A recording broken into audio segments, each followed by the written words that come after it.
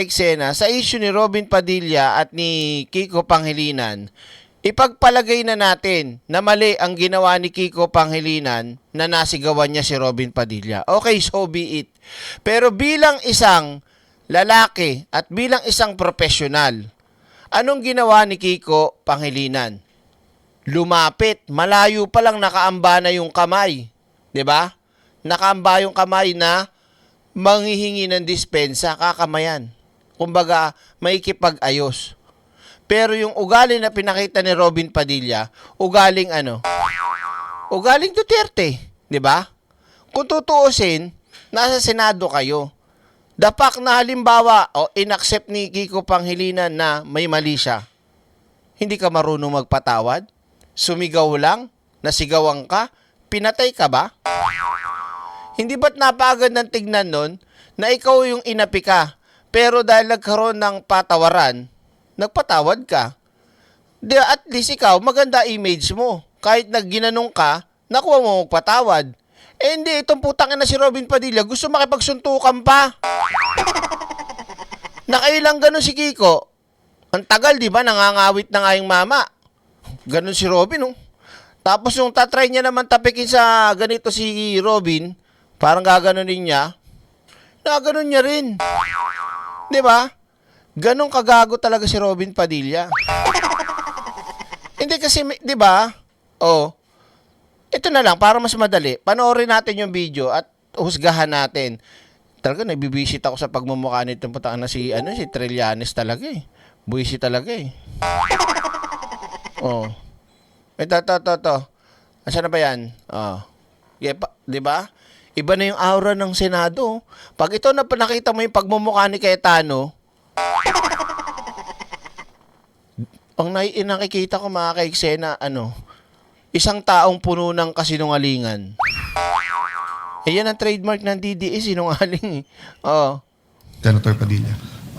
Ginoong Pangulo, gusto ko lamang pong ibalita sa ating mga kasama na naging maganda po ang responde ng Commission on Human Rights sapagkat kaninang umaga po nakipagpulong sila sa atin at nakipagpulong po sila sa USAA at kay Senator Bato de la Rosa patungkol po sa nangyari na karahasan at pang-aabuso sa... Wow! Karahasan! Pang-aabuso! King ina mo! Pares baka natin kay Richard Gomez. 'Di ba? Ano daw? Karahasan, pang-aabuso.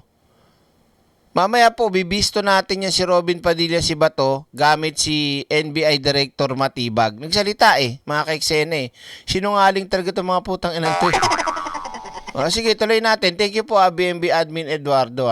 Sensya na po, hindi ko agad napansin na nandiyan pala kayo. Alam niyo naman ako, napakaano ng mata ko busy. Dami ko nakikita, pero pagdating sa 'di ba? Okay, tuloy natin. Karapatang pantao ng ating mga kasama dito sa Senado. Oh. Pangalawa, gusto ko lamang din pong iparating sa ating mga taong bayan na magkakaiba po ang kaso ni Senator Trillanes at Senator De Lima sa kaso po ni Senator Bato. Dahil si Senator Bato, ang warrant po niya ay hindi galing sa Pilipinas. Oh, sige. Tuloy mo. Ang warrant po niyan ay galing sa ibang bansa, sa isang dayuhang korte. Pero bilang isang senador na tagagawa ng mga batas, taga-amend, 'di ba? Ng batas. 'Di ba dapat isa kayo sa nakakaalam na dapat yung sundin kung ano yung nasa batas, nasa konstitusyon, napagkasunduan sa nasabing batas o sitwasyon na meron si Bato. 'Di ba? Oh. Napakasimple lang Wala kayong karapatan na pigilan na maaresto si Bato, lalo na kung ang kanyang kasong kinaharap ay posible na makulong mula 6 years pataas. Hindi 6 years pababa. Kung 6 years pababa, pwede pa. 'Di ba? Wala malamang late na naman 'to nagbasa ng journal niya. 'Di ba sabi niya bobo siya? Na pag pumapasok siya, kinabukasan siya na nakakapag-join sa session kasi nga binabasa niya pa yung journal niya para naintindihan niya yung nangyari ng isang araw. Ito po ay malayo doon sa usapin na sila ang kustudiya po ni Senator De Lima at ni Senator Trillanes dito lang sa Pilipinas. Oh. Ito pong mangyayari kay Senator Bato ay dadalhin po sa ibang bansa. Oh.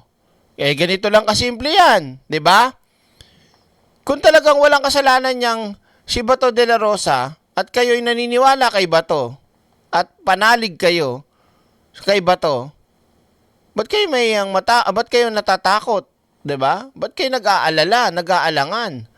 Ayaw nyo nun, makakapag-staycation si Bato. Nasaan ba yung tubo? May libreng kama, may sariling CR, may libreng aircon, kuryente, wifi. 'Di ba? May pagkain na maghahanda sa iyo, may nurse ka pa. Oh, may winter season, may autumn, may spring. 'Di ba? Oh. Medyo yung po pag-isipan nating mabuti. Dapat bang mangyari muli ang Hindi na kailangan pag-isipan pa. Paano yung mga biktima? Wala ka rin sasabihin doon. nangyari kay dating Pangulong Rodrigo Roa Duterte? Dapat bang mangyari pa yan muli sa isang Pilipino? Yun lamang po, sana alam natin ang pagkakaiba ng warrant galing sa Pilipinas at warrant sa isang korte lang ng ibang bansa. Yun po. Korte lang ng ibang bansa. Hindi yata alam ni Robin Padilla yung sinasabi niyang ICC. Nilalang mo lang. Ayun, nandun na nga yung tatay mong karton. Nasaan ba yung tubo? Yung nilalang mo na korte, ayun, nandun na. 'Di ba? Oh. Pangkalahatan nga yung ICC. Buong mundo, buong bansa, halina kayo. 'Di ba? Eat bulaga. Oh, direct dapat palitan nila ang pangalan ng Senado. Dapat Avengers Senate Wars. Hindi. Dapat dyan, Duterte Senate. Ganun na lang. Wala nang kwenta yung Senado. Hanggat di napapalitan si Boy 10K dyan, walang kwenta yung Senate. Oh, maraming salamat po. Point of order, Mr. President. Point of order, Mr. We were going to Point of recognize Senator Marcoleta, but this is a point of order, Yes. so we recognize Yes, Senator Mr. Pangilinan. President. Oh, maliwanag mga kaiksena, si Kiko ang may floor. Okay? Versace on the floor. My understanding is this matter was already referred to the Committee on Rules. And any on all such manifestations should have been referred to the Committee on Rules. Senator Pangilinan, Senator Lacson gave several privileged speech, even if the matter was already referred to the committee report. I understand, Mr. As a matter of tradition, I understand, Mr. we allow that. Ginoong Pangulo, nilabas yung warrant of arrest kagabi lang, tapos na tayo dito. Yes, I that's why understand. Tinan mo ha. Sumagot siya, hindi naman siya nagsabi ng Mr. Chair, point of order, Mr. President, point of order. Wala naman siya sinabi. Bigla siyang sumabat. 'Di ba, BMB Admin Eduardo? Diyan na mabubulok si Bato sa Senado. Hindi, madadampot na rin yan sooner or later. Salamat po. this Na sinabi po na yung warrant of arrest ay tunay. I understand, Mr. President, and therefore I'm appealing that perhaps this matter should be tackled in the committee rather than in plenary so that we can. Kasi yan ang mahirap mga kaiksena eh. Ganyan ang ginagawa nila. Yung kanilang mga manifestation, kanilang mga sariling interest, talagang dyan nila ginagawa. Oo, mga kaiksena, di ko alam kung anong eksaktong tawag sa ganong klaseng pamamaraan eh. Yan yung hindi maganda sa Senado. Halimbawa, ikaw akusado. Halimbawa, kaibigan mo yung akusado.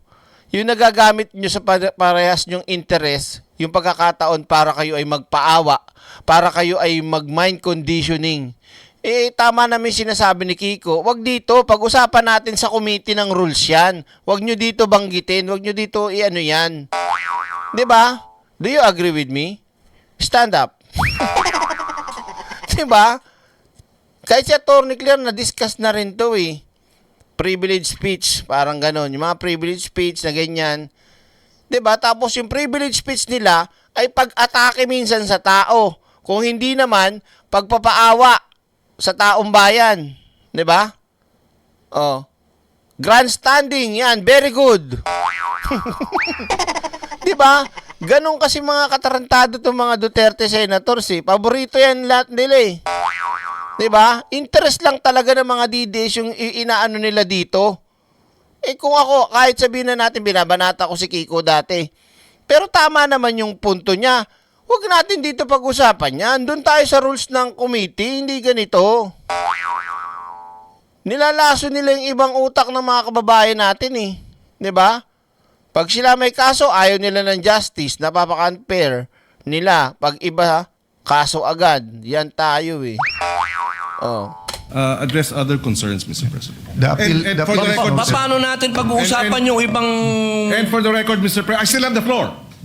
And for the record, Mr. President, we voted against resolution number 44. So to say that we have this May nakita akong bakla. Ano yun? Ayun oh. Ito. Sabi niya, oh my God. Ang bilis na mata mo, Derek ha. Pag sigaw niya, I still have the floor. Sabi nito ha. Sabi nito ha. Gula. So, ulitin natin. And for the record, Mr. President, we voted against. Ulitin ko ha. Yan. And for the record, Paano natin pag-uusapan yung ibang... And for the record, Mr. President, I still have the floor.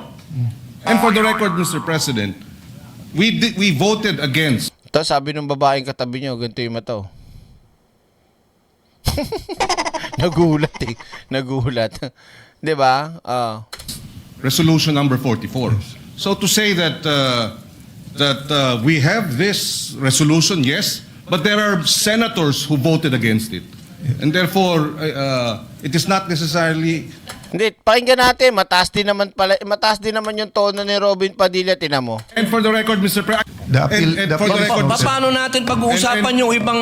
and for the record, 'Di ba? Mataas din naman yung boses mo eh. Sabi mo, paano natin mapag-uusapan yung gumano na eh.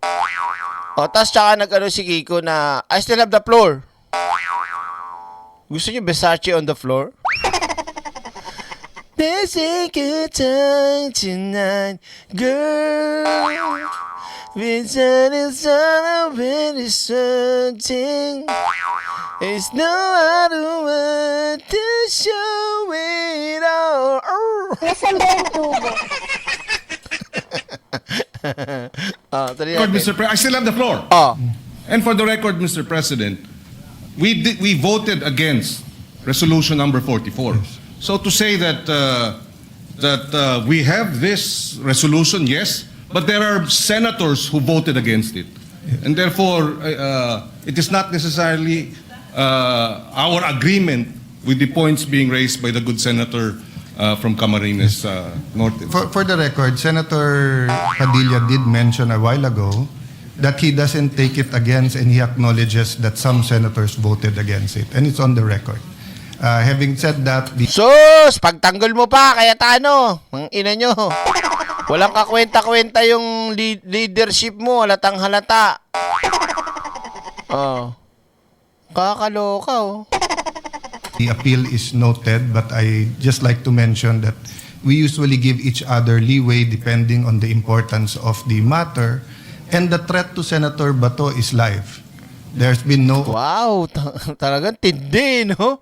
Threat daw kay Bato eh, no? Wow, grabe. Antibay nyo talaga. Tangina yung mga DDS kayo talaga. Ginawa nyo ng bahay yung Senado. Nasaan ba yung tubo? Paano mo nasabing ginawang bahay yung Senado, Derek? Ito, papakita ko sa inyo kung paano ginawang bahay yung Senado.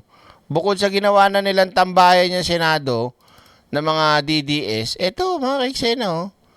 Ayan, oh, pakita ko sa inyo, ah. Oh, ito. Saan na yan? Nabas ka dyan. Wait lang. Yan, ito. Saan na ba yun? Ito. Meron pa isa eh. File Explorer, ito. Yan. Ayan oh. Wow, talaga naman si Bato para nasa bahay lang. Heavy. Nasaan ba yung tubo?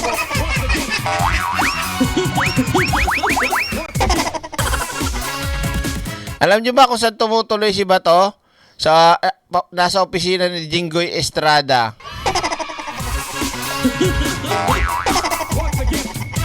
Wow, ang laki ng bahay ni Bato ah. Ang taray ah. Nanto ah.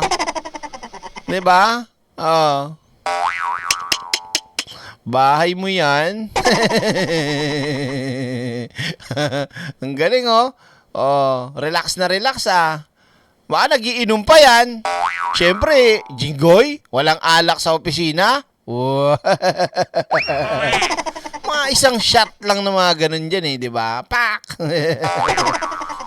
Sos, naka naman, ang kapal ng muka talaga. Ang ina nyo, mga kagigil talaga kayo, mga impacto ka talaga kayo. Oo. Makaw. Sige. So, ginawa ang bahay. Sige, tira. Official communication that he is free until a Philippine court Ay, hindi po ganon. Alam nyo, mahirap talaga ngayong sitwasyon eh. Kasi yung dyan liderato, ang utak nila, talagang didepensahan nila si Bato. Kung hindi to gagamitan talaga ng puwersa, 'di ba? Pero mga kaiksena, marami ng abogado nagsasabing mali yung ginagawa ng Senado. Mali. As in mali. Oh. Pero nag-motion mga sila eh. Oh. issues May resolution silang ginawa na hindi naman dapat. Oh. a warrant of arrest. No? So I asked the patience of each member, but acknowledge the statement and the interpretation, the proper interpretation of the rules by Senator Pangilinan. So you May may we ask proceed, Senator Secretary. Marcoleta, Mr. President? Yes, Senator Marcoleta, He's you're been now waiting for recognized. quite a while. Salamat Wag na muna si Marcoleta. Ilaktaw natin si Marcoleta. Wala namang kwenta yung hindot na yan. Tino tayo. Ayun, pangit. Yun ang Pangulo, mas maganda pong makatanggap tayo ng mga katanungan sa ating kasamang kahapon pa nag-aantay. Yes. Salamat po, Mr. President. Please proceed unless you want to postpone that till tomorrow. Mr. President, Your Honor, Madam President? Yan na. Madam President? Opo. Senator Padilla, please proceed. Yes. Opo. Meron lang po akong mga konting katanungan sa inyo. Sapagkat gusto ko po sanang ireklamo si Senator Pangilinan sa pagsigaw. Meron po ba sa rules natin na sinasabing pwede mong sigawan ng kapwa mo senador? Ikaw nga, nakasigaw ka din eh. 'Di ba?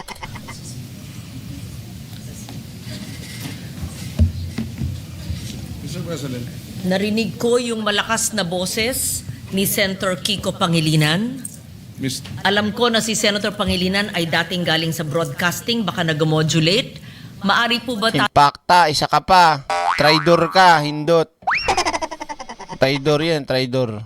tayo'y mag-suspend muna para pag-usapan yung malakas na boses at wari Mr. pagsigaw President, ni Senator iba ang Excuse me, Pangilinan. nasa Mr. akin President, po iba yung ang floor. sasabihin. Senator Padilla has excuse the me. floor. The chair is answering the question of Senator Padilla. Session is suspended. Ito, ay hindi pinakita.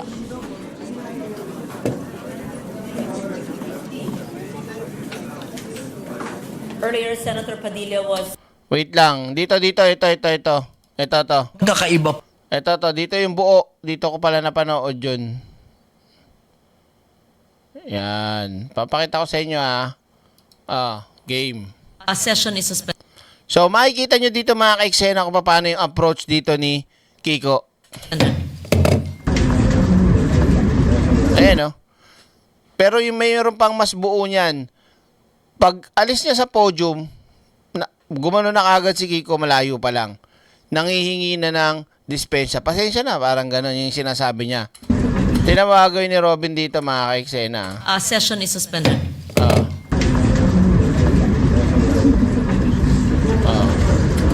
Nakita nyo? Ang tagal niya, kulang pa nga to eh. Saan ko pa napanood yun? Saan ko pa napanood yun? Hindi mali pa na-save ko. Ito, sige, pwede na to. Basta matagal si Kiko na nakaganyan. Tapos ayaw niya talagang tanggapin. Tuloy natin.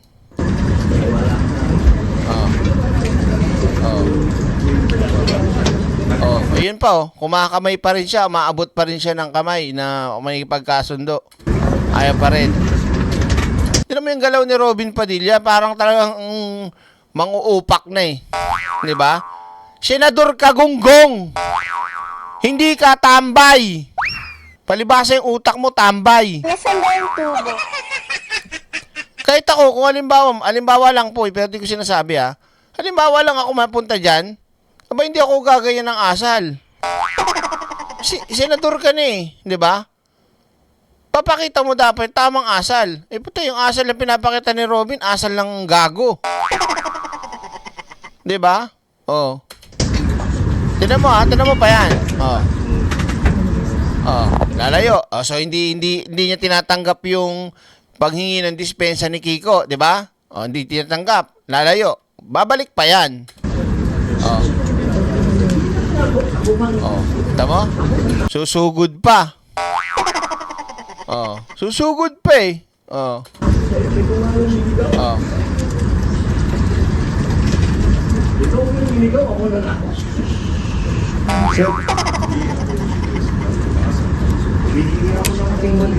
May duro pa si Robin ganon, nakita nyo?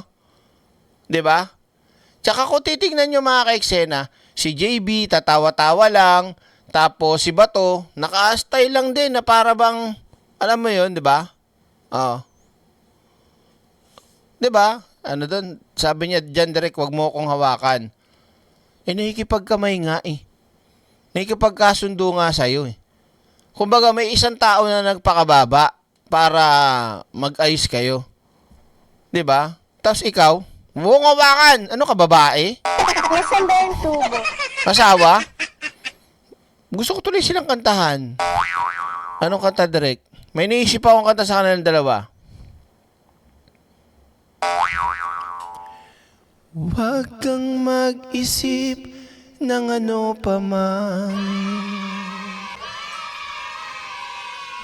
Mga paliwanag mo'y di ko kailangan. Dati mong pag-ibig wala akong pakialam.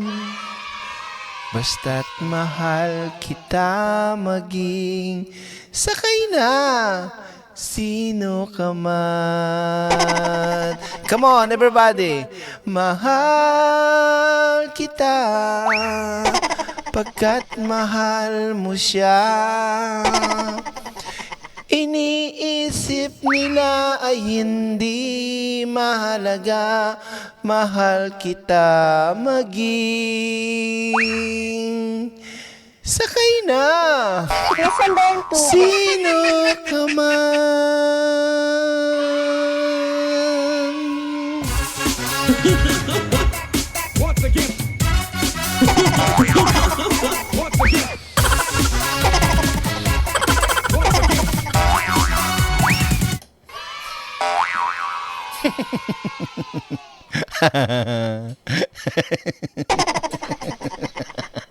Aray ko. Ate Shawi, ano lang naman, napakanta lang ako. Idol ka ng nanay ko. So makikita talaga natin mga ka-eksena, barumbado talaga. 'Di ba? Ganyan ang mga ugali ng mga DDS talaga no. Kaloka. Talagang trip kita. Sakay na. Ito na.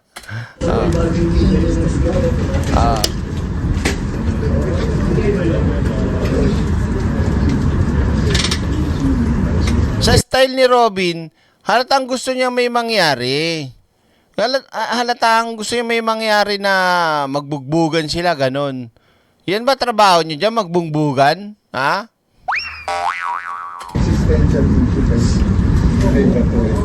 Wala akong siligawan dito kahit sino po. Siligaw ko si Tati ko. Lahat, magalang ako sa inyo sa akin. Siligaw ko sa mga siligaw ko nga. Kaya apologize sa akin. Wala na mag-apologize sa akin. Kasi personal ko natin dalawa. Diba? Yan ang mahirap mga kaiksena. Kasi si Robin Padilla, ang kanyang pinanggagalingan personal dahil kay Bato. 'Di ba? Hindi ganoon. Dinadaan mo sa personal 'di ba? Kumbaga masyado mong kinakarir yung pagprotekta kay Bato de la Rosa, king ina mo kay. 'Di ba? Maling-mali. Kayo mga kaiksena, tanungin ko kayo. Ha? Oh. Ano? Personal daw dahil kay Shawi. Tanungin ko kayo mga kaiksena, in your own analyzation and opinion, tama ba yung pinakita ni Robin Padilla? Sige, kunin na natin yung argumento na may mali si Kiko Panghilinan sa pagsigaw. Nakita naman natin na at narinig, sumigaw din naman si Robin. 'Di ba? O ngayon, ano masasabi nyo? Tama ba yung ginawang asal ni Robin Padilla? Nakakala mo gusto makipagsuntukan? O, comment nyo.